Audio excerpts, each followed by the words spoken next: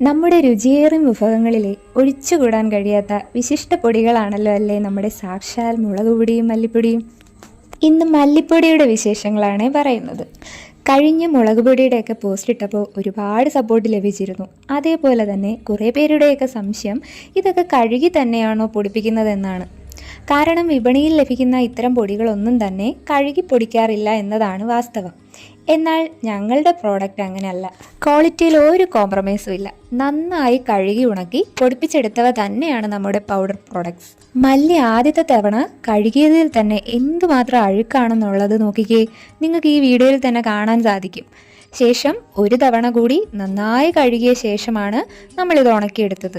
ഇതിൽ നിന്ന് നമ്മളെല്ലാവരും മനസ്സിലാക്കേണ്ട ഒരു കാര്യം എന്തെന്നാൽ പച്ചക്കറികളും പഴങ്ങളും ഒക്കെ നമ്മൾ കഴുകി തന്നെയാണല്ലേ ഉപയോഗിക്കാറുള്ളത്. അതുപോലെ തന്നെയാണ് ഇത്തരം വസ്തുക്കളും. അത് നമ്മൾ നല്ല കഴുകി വൃത്തിയാക്കി തന്നെ ഉണക്കി പൊടിപ്പിച്ചെടുക്കുക. അതാണ് നമ്മുടെ ആരോഗ്യത്തിന് നല്ലത്. അപ്പോൾ നമ്മുടെ അടിപൊളി മല്ലിപ്പൊടി ഇവിടെ റെഡി ആയിട്ടുണ്ട്. ഞങ്ങൾ നല്ല അഫോർഡബിൾ പ്രൈസിൽ തന്നെയാണ് നമ്മുടെ പ്രോഡക്ട്സ് കൊടുക്കുന്നത്. അപ്പോൾ ആവശ്യമുള്ളവർ വേഗം തന്നെ ഓർഡർ ചെയ്തോളൂ.